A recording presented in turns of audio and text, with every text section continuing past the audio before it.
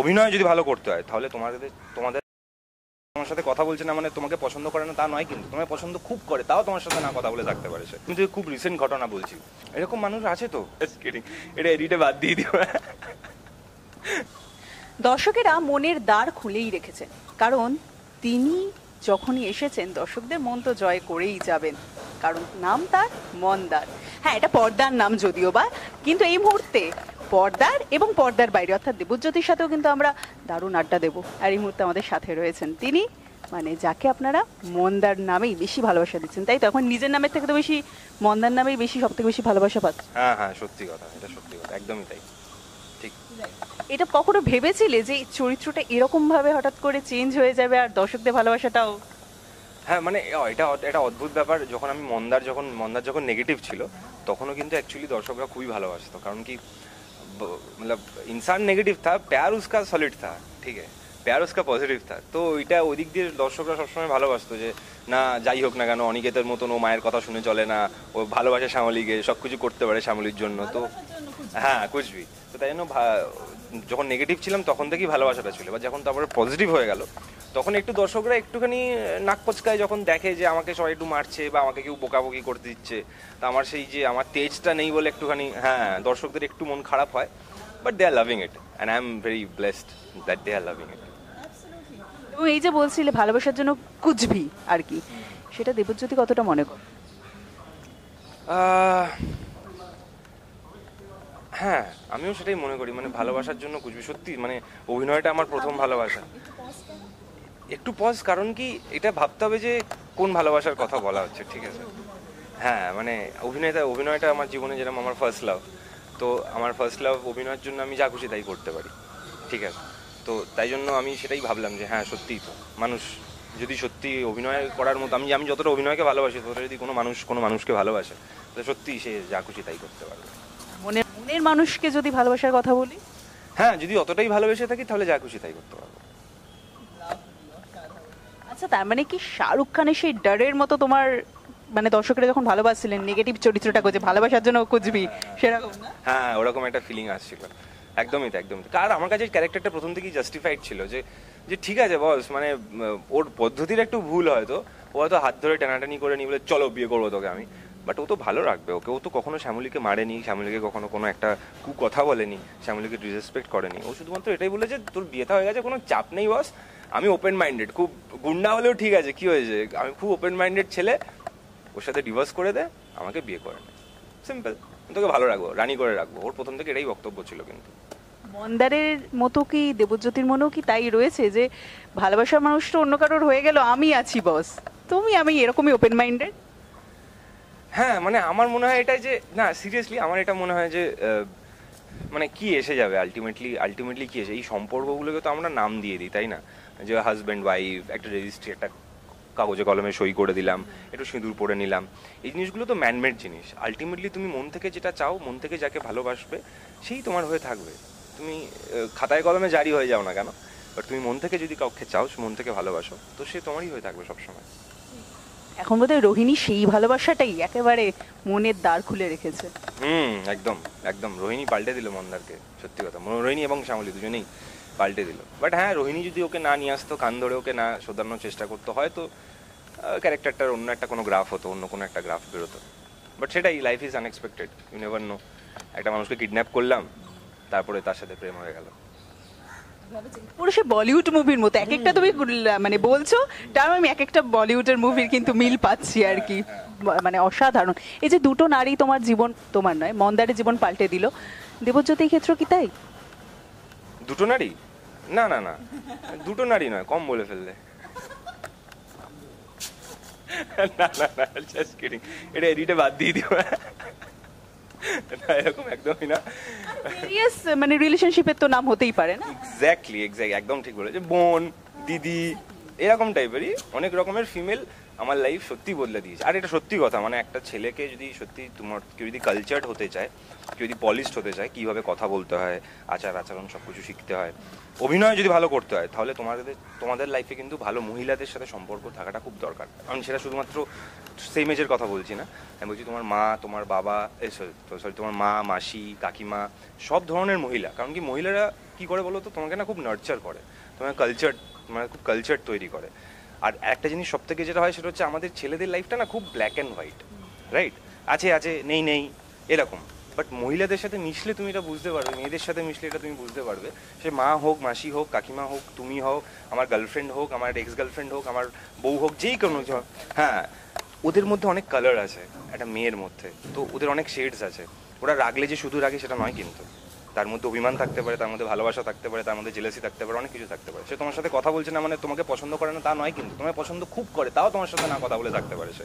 তো এই জিনিসগুলো তুমি বুঝতে পারবে যখন তুমি মহিলাদের সাথে মিশবে, তখন এগুলো তুমি আস্তে আস্তে অ্যাক্টিংয়ে ইমপ্লিমেন্ট করতে পারবে।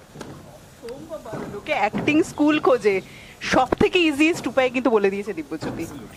অ্যাবসলিউটলি সত্যি কথা, একদমই তাই। এরকম কখনো হয়েছে যে মনের মানুষ বা বাড়ির কোনো মহিলা, বোন হোক বা মা হোক, রাগ করেছে কিন্তু সাইলেন্ট ট্রিটমেন্ট চলছে, মানে কোনো কথা বলবো না?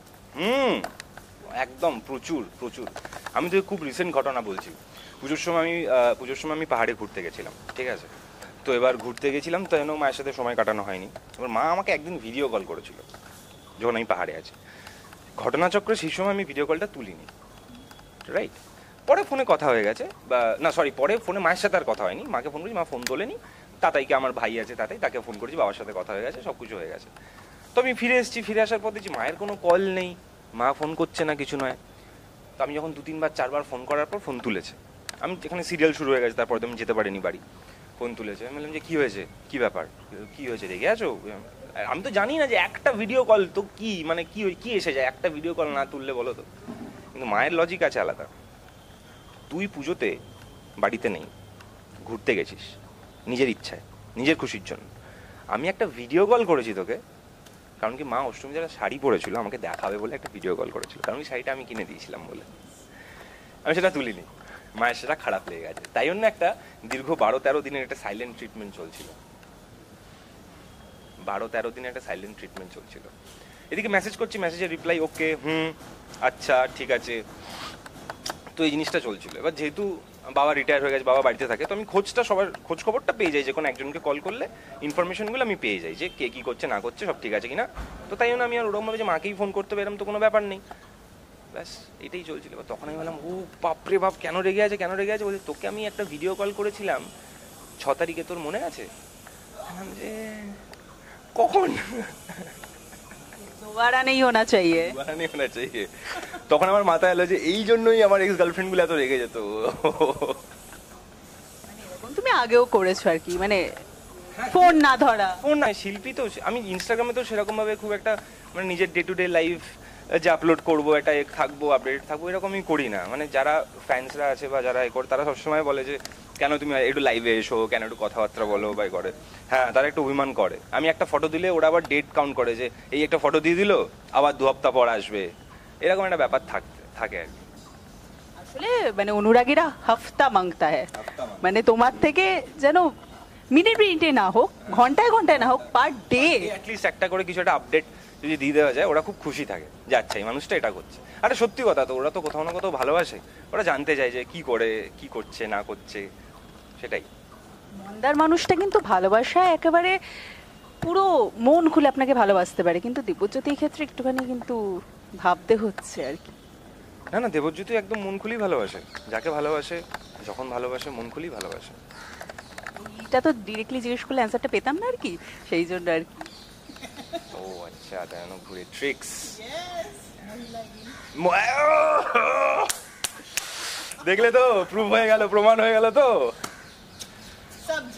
সিআইডি আছি আমরা, বুঝলেন? এই যে সিআইডির কথাটা বললাম, নিজে বাড়িতে কখনো সিআইডি তো হতে হয়নি, তোমার ক্ষেত্রে এমন কি করা হয়েছে? হয় না যে বাবা মারা কিছু না কিছু একটা এমন কিছু সিআইডি করে, মানে তারা হয়ে যান যে নিজে কখনো কেস খায়, এরকম কিছু ঘটনা? না, এরকম খুব একটা ঘটনা নেই, কারণ কি আমি আমার মাথায় অত বুদ্ধি নেই যে আমি কিছু খুব একটা, হ্যাঁ, যে খুব একটা লুকিয়ে চুটিয়ে এটা এরকম ভাবে করবো। আর যেটা মাথায় বুদ্ধি অ্যাপ্লাই করি সেটা ধরতে পারে না কেউ। এটা হচ্ছে ব্যাপার। ম্যাক্সিমাম ক্ষেত্রে আমি অ্যাপ্লাই করি না, বাট যখন করি তো তখন লোকজন ওটা ধরাছোঁয়ার বাইরে থাকে, তো তখন ধরতে পারে না।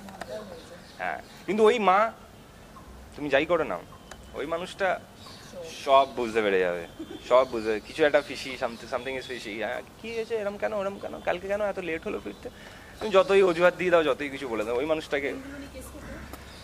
প্রেমগুলো নিয়ে না কেস কখনো খায়নি, মা খুব সাপোর্টিভ ছিল ছোটবেলা থেকে। মা এরকম ঠিকঠাক ছিল যে ঠিক আছে, তুই যদি প্রেম করিস, কারোর সাথে তোর বন্ধুত্ব আছে, কোনো ব্যাপার নেই, রাস্তায় রাস্তায় ঘুরে বেড়াবি না, এসব করার কোনো দরকার নেই, বাড়িতে নিয়ে আসবি, গল্প করবি, কথাবার্তা বলবি, আমার সাথে আলাপ করিয়ে দিবি। হ্যাঁ, এসব চোরচামারি করে কিছু করার দরকার নেই, ঘাটে গিয়ে বসে থাকা, দেখা করতে যাওয়া, লুকি, কোনো দরকার নেই। সব কিছু যদি ঠিকঠাক থাকে আমি বুঝে নেবো তারপরে। মানে প্রেমিকা না, একেবারে বাড়ির বৌমাই আমি করে নেবো, ভাবতে হবে। হ্যাঁ হ্যাঁ, সেসব নিয়ে কখনো মা, সেসব নিয়ে কখনো খুব একটা রিজেক্ট ছিল না যে আমার পছন্দ করা মেয়েকে বিয়ে করতে হবে, না হলে এটা হবে না, ওটা হবে না, এরকম কখনো কিছু ছিল না। আর এখন মা কি বলছেন? এখন মা বলে যে এখন যে কবে করছিস, তাহলে কি ভাবছিস, আমি যে ভাবছি, তুমি চাপ নিচ্ছ কেন এত, আমাকে কেন চাপ দিচ্ছ? সেরকম তো একজন মানুষ আসা দরকার যে তুমি ফোনটা যখন একেবারে রিসিভ করতে পারবে না, তাকে ফোন করলে না তুমি তার ফোন দিয়ে কথা বলো। এরকম মানুষ আছে তো, আমার বেস্ট ফ্রেন্ডসরা আছে, আকাশ আছে, সুদীপ্ত আছে, তারা আছে, তাদেরকে ফোন করলে মোটামুটি তুমি পেয়ে যাবে আমায়। ওই যে বলছিলি একটু আগে যে আমি যতক্ষণ বুদ্ধি লাগাই না, কিন্তু যখন বুদ্ধি লাগাই তখন বুঝে গেছি আমি অ্যান্সারটা আর কি। থ্যাংক। আর আগে একটা জানি, তুমি একটু আগে তোমার ভাইয়ের নাম তাতাই বলছিলে, তোমার ডাক নাম কি? তুনাই, আমার ডাক নাম তুনাই, ভাইয়ের নাম তাতাই। মিষ্টি নামটা। এবার আমি কয়েকটা ওয়ার্ড বলবো তোমাকে। আমি এই সেগমেন্টটার নাম দিয়েছি মনের কথা যখন মুখে। তো তোমাকে না ভেবে ওই ওয়ার্ডগুলো আসার পর তোমার মনে কি আসছে সেটা তোমাকে বলতে হবে ইনস্ট্যান্টলি, ঠিক আছে? ঠিক আছে, ঠিক আছে। হুম হুম হুম। বন্ধুত্ব, মিশমি, বিশ্বাস, মা, ভালোবাসা। আমি ভেবেছো নামটা বেরিয়ে যেত তো না ভাবলে? ভাবি, আমি বললাম, আমিটা বলার আগে ভাবলাম যে এটা একটা নার্সিসিস্টিক কথা হয়ে যাবে না তো, হ্যাঁ, একটা সেলফ লাভ ব্যাপারটা বেশি হয়ে যাবে না, তাই জন্য ভাবলাম, একটু ভেবে নিলাম। ঠিক আছে, বলে দিলাম যে আমি। ভয়, বাবা, মানে কিছু কিছু বলো, মানে উনি কি মারতেন বা বকা না চোখ? বাবা, বাবা হ্যাঁ প্রচুর মার খেয়েছি বাবা। বাবা অ্যাকচুয়ালি ফোর্সে কাজ করতেন তো, তাই জন্য বেল্ট ফেল্ট থেকে শুরু করে, আমি খুব ভালো ছেলে তো, ভদ্রসভ্য ছেলে ছিলাম ছোটবেলা থেকে, তাই জন্য অনেক ভালোবাসা পেয়েছি বাবার কাছ থেকে। বাট ভাইয়ের ক্ষেত্রে গোটা বিষয়টা পাল্টে গেছে, আমি অদ্ভুত এটা, জানো, আমার ভাইকে টাচ পর্যন্ত করেনি কখনো, আর মেরেছে মানে এইটা, আর আমাকে মেরেছে মানে এখান দিয়ে এখানে এখানে এখানে একটা আংটিতে লেগে এখানে ফেটে রক্ত বেরোচ্ছে আমার, এরকম মার খেয়েছে। আমাকে বলে দুপুরবেলা অঙ্ক করতে বসতে, জি বাবা মা ঘুমিয়ে পড়েছে, আমি খেলতে বেরিয়ে গেছি। হতেই পারে, আধ ঘন্টা পর দেখছি বাবা দাঁড়িয়েছিলাম কোমরে হাত দিয়ে, আর আমি না এরকম ভাবে যেতাম যে বাবা দাঁড়িয়ে, না মারবে না, মারবে না, তো এই ব্যাপারটা থাকবে। হ্যাঁ হ্যাঁ, তো বাবাকে ওই ভয়টা এখন আস্তে আস্তে কাটছে, বাট স্টিল একটুখানি, হ্যাঁ বাবার প্রতি ব্যাপারটা আছে। শ্রদ্ধা মিশ্রিত ভয় আমরা ছোটবেলায় এটা একটা, হ্যাঁ শ্রদ্ধা মিশ্রিত ভয় একটা এখনো পর্যন্ত আছে, মানে এখন একটু চিল্লে দিলে আমি একটুখানি আচ্ছা ঠিক আছে, এরকম ব্যাপারটা হয়ে যায়। হ্যাঁ, অনেক রকমের দুষ্টুমি, যেরকম মানে আমাদের সামনেই, বাড়ির সামনে গঙ্গা ছিল, এবার গঙ্গায় স্নান করতে গেলে না, তখন বন্ধুদের সাথে অনেক সময় কেটে যেত। হ্যাঁ মানে, হ্যাঁ মানে 12টা 12:30টার সময় আমরা স্নান করতে যেতাম, ফিরতাম 3টে 3:30টার সময়, তখন ফিরতাম, আর কালো ভূত হয়ে গেছিলাম তখন গঙ্গায় স্নান করে করে। এবার সেটা নিয়ে আর কি বাড়িতে একটা অশান্তি, বুঝতে পেরেছো তো, সেরকমই। এবার না বলে আমি বাইক চালাতে শিখেছি লুকিয়ে লুকিয়ে লুকিয়ে লুকিয়ে, যখন ক্লাস 8-9-এ পড়ি, লুকিয়ে লুকিয়ে বাইক চালাতে শিখেছি। ওই বাইক নিয়ে দুপুরবেলা বেরিয়ে গেছি, জানি সবাই ঘুমিয়ে পড়বে, ফিরে আসবো টুক করে, বাট ওই একটু দেরি হয়ে গেছে, ঘুম থেকে উঠে পড়েছে, সেটা নিয়ে ঝামেলা। এই একটুখানি টিউশন বাঙ্ক মেরেছি, জানতে পেরে গেছি, তো সেটা নিয়ে একটুখানি ঝামেলা, এইগুলোই আর কি। থেকে একটু ওই রেবেল ব্যাপারটা কিন্তু আছে। হ্যাঁ হ্যাঁ, একদমই তাই, একদমই তাই, আপন আপনি দিল কি শুনতে হয় বাস। গেমটা এবার ব্যাক করে যাই, গেমটা ব্যাক করি। হ্যাঁ, সিরিয়াস হয়ে গেল আর কি। জীবন, অভিনয়, অভিনয়, অভিনয়, এই রে, বেঁচে থাকা, সময়, মূল্যবান, মনের মানুষ, মা, বলে দিয়েছি তো। ও মনের মানুষ, হ্যাঁ মনের মানুষ, ভালোবাসা তো একই। ভাইকে কোন জায়গাটায় দেবে? ভাই তো আপনার ভাই ভাই আপনার ভাই ভাই। এই যে এখন যে চরিত্রটা দর্শকদের মন জয় করে নিয়েছে, বাড়ির লোক দেখে কি বলছে, মা স্পেশালি কি বলছেন? মা স্পেশালি খুবই ভালো আছে ক্যারেক্টারটা, বাট কখনো কখনো একটুখানি মারধর খাই বা একটুখানি মনে করো, হ্যাঁ মানে মায়ের বক্তব্য হচ্ছে প্রত্যেকদিন শুধুমাত্র এপিসোডে যেন আমারই ডায়লগ থেকে আর কেউ কোনো কথা বলবে না, সব কথা যেন আমি বলি। আমার যদি একটা এপিসোডে একটা মানে দুটো লাইন হয়তো ডায়লগ, বাদ বাকি আমি দাঁড়িয়ে আছি এক্সপ্রেশন দিচ্ছি, না চলবে না, কিছুতেই চলবে না। ভালো জামা কাপড় না পরালে চলবে না, আর সব গিয়ে ডিরেক্টরকে বল, ওকে রাখতে হবে, পিছনে একটু পিছনে দাঁড়িয়ে গেলে চলবে না, কেন কালো লাগছে, কেন এ লাগছে। মায়ের এটা খুব মানে ব্যাপার স্যাপার আছে আর কি। আর মায়ের সব বন্ধু বান্ধবীরা আছে, পাড়ার সবাই আছে, সবাই অনেক প্রশ্ন করে না যে ও কেন এটা হচ্ছে, কেন ওকে মারছে, আর they take it very seriously. হ্যাঁ, যে এটা কেরম কেন হচ্ছে, ওকে এরকম কেন, হ্যাঁ ওকে এরকম কেন, এরকম কিসের জন্য করে দিল, এরকম তো হওয়া উচিত নয়। আমি বধুয়া বলে একটা সিরিজ করেছিলাম এতে হইচইতে, বোধন 2 বলে একটা সিরিজ হয়েছিল, সেখানে বধুয়া বলে একটা চরিত্র করেছিলাম। ক্যারেক্টারটা একদমই ক্যারেক্টারলেস চরিত্র, ঠিক আছে, মানে মেয়েদেরকে খুব নোংরা চোখে দেখে, জঙ্গলি টাইপের ক্যারেক্টার। তো ওটা করার পরে আমার মামার বাড়ি থেকে সবাই ফোন টোন করে ইটস লাইক মানে যে ও ঠিক আছে তো, মানে ও কেন এরকম করছে, হ্যাঁ মানে ওর কি হয়েছে, ও ঠিক আছে তো, ও কেন এরকম করছে, ওর দাঁতগুলো এরকম রং হয়ে গেছে কেন, ও কি মানে এটা কি সত্যি হয়েছে, ও কেন নোংরা জিনিসগুলো করছে, ছি কি ভাষা মুখের, এগুলো কেন বলছে। মাসিরা ফোন করে, আমাদের যেহেতু খুব জয়েন্ট ফ্যামিলি, তো মানে এই জিনিসটা মানে সব হ্যাঁ মানে হ্যাঁ বাড়ির ছেলে ওই জিনিসপত্রগুলো কেন করবে, সেটাই। সেই বাড়ির ছেলে আজকে এরকম একটা জায়গায় অসম্ভব ভালোবাসা পাচ্ছে এত দর্শকদের কাছ থেকে, বাড়ির লোকেরা কিন্তু দারুণ খুশি, যেটা তুমিও বললে আর কি। কিন্তু তুমি নিজে পার্সোনালি সেই দেবজ্যোতি, সেই ছোটবেলাকার দেবজ্যোতি যে স্বপ্ন দেখতো অভিনেতা হওয়ার, তাকে কি বলতে চাইবে আজকে এখানে দাঁড়িয়ে? ওয়েল ডান, এটাই বলতে চাইবো। লাইক থ্যাংক ইউ, ওই দেবজ্যোতিটাকে থ্যাংক ইউ বলতে চাইবো, কারণ সেই ওই দেবজ্যোতিটা যদি সেদিনকে পুলিশ ফাইলস করতে না শুরু করতো, ওই দেবজ্যোতিটা যদি সেদিনকে ভাবতো যে জুনিয়র আর্টিস্টের কাজ করবো না, ওই দেবজ্যোতিটা যদি সেদিনকে সব চরিত্রকে ভাবতো না আমি হিরো ছাড়া কিছু হবো না, বা কোনো চরিত্রকে ছোট করে দেখতো, বা সে যদি ফিজিক্স অনার্স নিয়ে পড়াশোনা কন্টিনিউ করে যেত বা আমার কথা শুনে, তাহলে হয়তো আজকে এই জায়গাটা আমি পৌঁছতে পারতাম না। যেটা মানে ওই জায়গা থেকে দাঁড়িয়ে আজকে মনে হচ্ছে না হ্যাঁ কিছু একটা অ্যাচিভ করেছি, বাট এখানে আজকে দাঁড়িয়ে মনে হচ্ছে না অনেক দূর যেতে হবে, আরও অনেক এগোতে হবে, অনেক কাজ করতে হবে, সেটাই। তো ওয়েল ডান, ওই দেবজিৎটাকে আমি এটাই বলবো যে well done, it was a good decision. So much. আর এই মুহূর্তে মন্দার হিসাবে যারা এতটা ভালোবাসা দিচ্ছেন তাদের জন্য কি বলবে? তাদেরকে তোমরা বলবো যে তোমরা সবাই খুব ভালো থেকো, and always follow your heart. মন্দার সবসময় আপনি দিল কি শুনতে হয়, তুম লোগ ভি আপনি দিল কি শুনো, ফাড় কে জিও আর ফাড় কে মস্তি করো, দ্যাটস ইট। অ্যান্ড আর একটা কথা, খুব ভালো প্রশ্ন করেছে, আমার এত ভালো লাগলো এতদিন পর এত ভালো প্রশ্ন করে, আগে কিন্তু করতো না, নিজের চ্যানেল বলে এইবার edit. All the best. And আমার খুব ভালো লাগলো টলি ইনসাইট, তোমরা টলি ইনসাইটকে ফলো করো, খুব খুব খুব ভালোবাসা দাও, আমার খুব ভালো লাগলো। নতুন যখন মানুষ কিছু নতুন নিজের চেষ্টা করেন আমার খুব ভালো লাগে, কারণ কি যেহেতু বললাম না আমিও একটা জার্নি থেকে এসেছিলাম সবার এগেনস্টে গিয়ে, তো আমার খুব ভালো লাগে সেই যখন নিজের একটা সেটেল জায়গা থেকে, সেটেল জোন থেকে বেরিয়ে এসে নতুন কিছু ট্রাই করে, এটাই লাইফ। তোমার কথা থেকে আমি শিখলাম এই মুহূর্তে, আমরা সবসময় বলি go with the flow, go only dead fish flows with the flow. তুমি যেদিনকে মৃত হয়ে যাবে সেদিনকে যেদিকে স্রোত থাকবে সেদিনকে বয়ে যাবে ভেড়ার পালের মতো। তুমি যদি বেঁচে আছো তাহলে আপনার রাস্তা খুদ বানানা পড়ে, এটাই। সেদিনকে ভাগ্যিস ফাইলটা খুলেছিলে, আর তাই তো আজকে অন্যরকম একটা ফাইল খুললে, অভিনয়ের খাতাটা খুলে গেল একেবারে। হ্যাঁ একদমই তাই, একদমই তাই। Thank you so much.